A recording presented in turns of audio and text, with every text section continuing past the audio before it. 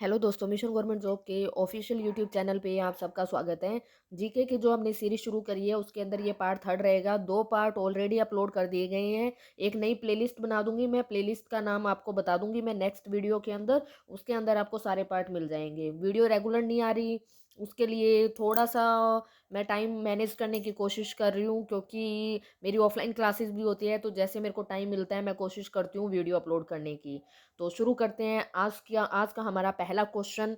2 video के अंदर मैंने बहुत सारे क्वेश्चन आपको बताए थे। कुछ क्वेश्चन मैं आपको रिवाइज कराऊंगी और कुछ क्वेश्चन हम और डिस्कस करेंगे। तो आज का पहला क्वेश्चन है, एपिग्राफी में किसका अध्ययन किया जाता है? तो एपिग्राफी क्या होता है? अगर थोड़ा सा सोच के देखिए। अगर हमें हमारी हिस्ट्री को जानना है, यानी इतिहास के बारे में पता करना है, तो हमें कैसे पता चलेगा? जैसे हमें बौद्ध धर्म के बारे में पता करना है, जैन धर्म के बारे में पता करना है, तो इतिहास के बारे में हम कैसे पता करते हैं? या तो जो राइटर्स उस टाइम पे थे उनकी बुक्स को पढ़कर हमें पता चलेगा कि उस टाइम पे क्या हुआ था। हमें कैसे पता कि बाबर है, अकबर है, बौद्ध धर्म में, जैन धर्म में कुछ ना कुछ तो हमें मिला होगा, जिससे पढ़कर जो बुक्स बनी है और उसके बाद उन बुक्स को हमने पढ़ा है, उससे हमें पता चला है। ठीक है, तो इतिहास के जानने के बहुत सारे मेथड होते हैं। कोई औजार मिल गया उससे हमें पता चल जाएगा, कई लिखी हुई पुस्तकें मिल गई उनसे हमें पता चल जाएगा, और लिखी हुई पुस्तकों से तो हमें टाइम पीरियड का भी पता चल जाएगा क्योंकि उनको पढ़ा जा सकता है। लेकिन कोई औजार मिल गया तो उससे थोड़ा सा टफ हो जाता है कि पता करना कि ये कितने साल पुराने हैं। फिर भी कार्बन डेटिंग प्रणाली तो होती है, जिससे हमें ये चीज़ पता चल जाती है कि कोई भी वस्तु कितनी पुरानी है।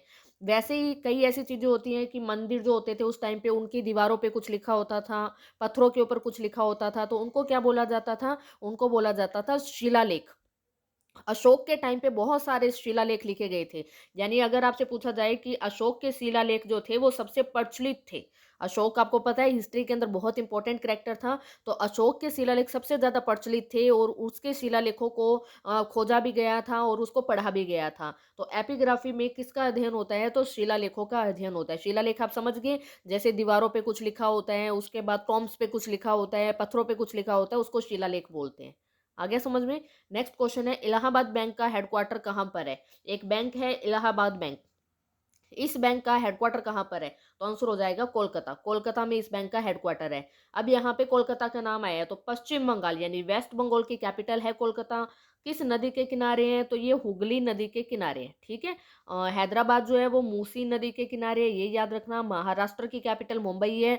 भारत की राजधानी दिल्ली है, जो यमुना नदी के किनारे है। ठीक है, भारत की कैपिटल दिल्ली है, जो यमुना नदी के किनारे है। ओके। नेक्स्ट क्वेश्चन बहुत इंपॉर्टेंट है, हमारे कॉन्स्टिट्यूशन से है। भारत का संविधान बनकर तैयार कब हुआ? बहुत इंपॉर्टेंट क्वेश्चन है। हमारा कॉन्स्टिट्यूशन पूरी दुनिया का रिटन कॉन्स्टिट्यूशन में सबसे बड़ा कॉन्स्टिट्यूशन है, यानी भारत का संविधान पूरी दुनिया का सबसे बड़ा लिखित संविधान है, याद होना चाहिए। तो सबसे छोटा संविधान किस देश का है? तो सबसे छोटा संविधान पूछे तो अमेरिका का है। ओके। और अगर पूछे अलिखित संविधान किस देश का है, तो आंसर देना है ब्रिटेन। अलिखित का मतलब ये कभी भी नहीं होता कि लिखा नहीं गया है, लिखा गया है, लेकिन जैसे हमारे संविधान को लिखने के लिए संविधान सभा का गठन किया गया था, वैसे उनके लिए कॉन्स्टिट्यूशन असेंबली यानी कि संविधान सभा का गठन नहीं किया गया था, और जैसे जैसे रूल सामने आए वैसे वैसे लिख दिया गया था। ओके, क्लियर है इतना? तो अगर पूछे सबसे बड़ा संविधान किस देश का है, तो भारत। अलिखित संविधान किस देश का है, तो ब्रिटेन। और सबसे छोटा संविधान किस देश का है, तो अमेरिका का। ठीक है, 3 क्वेश्चन तो ये हो गए। हमारा संविधान बन के तैयार कब हुआ था? तो 26 नवंबर 1949 को तैयार हुआ था। कितना टाइम लगा था? 2 साल 11 महीने और 18 दिन लगे थे पूरे संविधान को बनाने के अंदर। ठीक है, 2 साल 11 महीने और 18 दिन। ठीक है। संविधान की और क्या क्वेश्चन बनेगा कि संविधान दिवस कब आता है? तो हर साल 26 नवंबर को मनाते हैं। या फिर क्वेश्चन आ जाएगा विधि दिवस कब आता है, या फिर क्वेश्चन आ जाएगा कानून दिवस कब आता है। ठीक है, 3 क्वेश्चन बनेंगे। विधि दिवस, कानून दिवस या संविधान दिवस हर साल कब मनाया जाता है? 26 नवंबर को। संविधान लागू कब हुआ था? 26 जनवरी 1950 को संविधान लागू हुआ था। ठीक है। अब संविधान बनाने के लिए बहुत सारी बैठक हुई थी, तो संविधान सभा जो संविधान बनाने के लिए गठन किया गया था जिसका, उसकी पहली बैठक हुई थी 9 दिसंबर 1946 को। ठीक है, याद रखना। और संविधान सभा की अंतिम बैठक कब हुई थी? तो 24 जनवरी 1950 को संविधान सभा की अंतिम बैठक हुई थी, और उसके बाद संविधान को लागू कर दिया गया। ठीक है, 26 जनवरी 1950 को भारत का संविधान लागू कर दिया गया पूरे भारत में। आगे समझ में? कोई भी डाउट हो तो कमेंट में आप लोग मुझसे पूछ सकते हो। अगर आप लोग हरियाणा से हो और हरियाणा में सिरसा से हो, तो आप अगर ऑफलाइन कोचिंग लेना चाहते हो तो हमारी अकेडमी पे आप लोग विजिट कर सकते हो। आदर्श अकेडमी सिरसा हमारी अकेडमी का नाम है। अगर अभी हरियाणा के अंदर दुर्गा पुलिस का पेपर है, उसके लिए ऑलरेडी स्कीम चैनल के ऊपर वीडियो अपलोड है, मेंशन की गई है, नंबर भी मेंशन किया गया है। हरियाणा ग्राम सचिव की कंप्लीट तैयारी 1099 में करा रहे हैं हम कंप्लीट तैयारी, और दुर्गा पुलिस की कंप्लीट तैयारी 599 रुपये में करवाई जा रही है। और उसके अलावा अगर आप सीईटी यानी कॉमन एंट्रेंस टेस्ट देना चाहते हो तो उसके लिए भी आ सकते हो, और आप लोगों को बेस्ट से बेस्ट करवाया जाएगा। और हरियाणा में आपको पता है सिलेबस तो मेंशन नहीं है, लेकिन अपनी तरफ से बेस्ट करवाने की कोशिश करेंगे।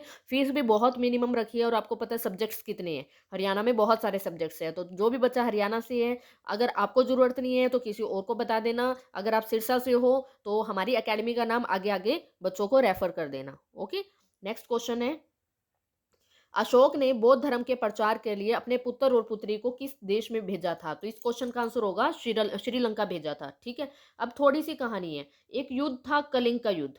अशोक ने कलिंग का युद्ध जब लड़ रहा था तो उस टाइम पे एक चीनी यात्री भारत आया था, जिसका नाम क्या था? उपगुप्त था। ठीक है, उपगुप्त बौद्ध धर्म के बारे में पता करने के लिए भारत आया था। लेकिन जैसे ही उपगुप्त भारत आया, वो कलिंग के मैदान में गया, तो उसने देखा कि अशोक ने कितने लोगों को मारा हुआ है, वहां इतने लोगों का मांस खून ऐसे ही पड़ा था, यानी चलते वक्त भी उसके पैरों में लोग आ रहे थे, इतने लोगों को वहां पे मारा गया था, लोगों का मांस आ रहा था वहां पे, जो डेड बॉडीज थी वो पड़ी थी इतनी ज्यादा। तो उस उपगुप्त ने अशोक को बोला, क्या आपके जीवन का एक ही उद्देश्य है क्या? लोगों को मारना? क्या राजगद्दी ही सब कुछ होती है?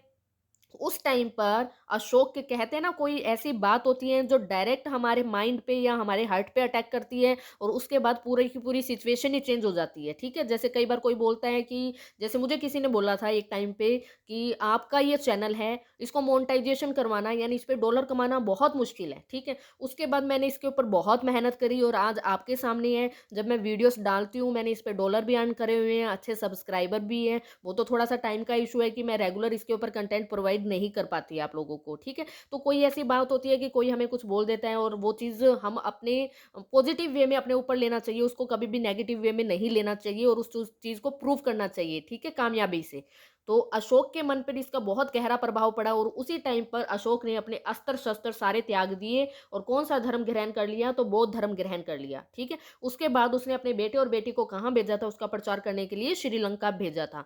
तो बौद्ध धर्म जो है वो इंटरनेशनल धर्म है। ओके, तो क्वेश्चन ये भी बनता है, किस युद्ध के बाद अशोक का हृदय परिवर्तन हो गया, यानी अशोक ने अपने अस्त्र शस्त्र त्याग दिए? तो आंसर आ जाएगा कलिंग के युद्ध के बाद। ठीक है, किसकी बातों से प्रभावित होकर? उपगुप्त की बातों से प्रभावित होकर। तो ये भी क्वेश्चन बनता है, उपगुप्त कैसा यात्री था? चीनी यात्री था। किसके शासनकाल में भारत आया? अशोक के शासनकाल में आया। कौन से धर्म के बारे में बताया? बौद्ध धर्म के बारे में बताया। क्लियर है इतना? नेक्स्ट क्वेश्चन है, विश्व एड्स दिवस कब मनाया जाता है? हर साल 1 दिसंबर को विश्व एड्स दिवस मनाते हैं।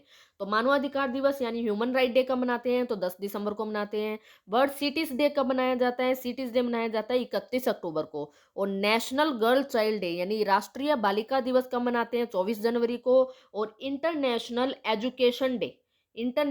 एजुकेशन डे भी कब मनाया जाता है? अंतर्राष्ट्रीय शिक्षा दिवस, तो वो भी मनाया जाता है 24 जनवरी को। और नेशनल एजुकेशन डे कब मनाया जाता है? तो 11 नवंबर को मनाया जाता है। ठीक है, सारे पॉइंट याद रखने हैं आपको, याद करने ही पड़ेंगे, और कोई ऑप्शन आप लोगों के पास नहीं है। जब तक सिलेक्शन नहीं हो जाता तब तक याद करना पड़ेगा। ठीक है, नोट्स बनाते रहो साथ में, याद हो जाएगा। नेक्स्ट क्वेश्चन है, राजाजी नेशनल पार्क भारत के किस राज्य में है? तो राजाजी नेशनल पार्क है भी उत्तराखंड के अंदर। चैनल पे वीडियो पड़ी है जिसके अंदर मैंने उत्तराखंड की सारी के सारे नेशनल पार्क जो है वो ट्रिक से बताए हुए हैं। कोशिश करूंगी मैं इसका लिंक जो है डिस्क्रिप्शन में दे दूं, फिर भी आप लोग जाके ढूंढ लेना, आप लोगों को 2 मिनट के अंदर अंदर सारे नेशनल पार्क याद हो जाएंगे। उत्तराखंड की कैपिटल क्या है भी? उत्तराखंड की कैपिटल है देहरादून। राजस्थान की कैपिटल क्या है? जयपुर।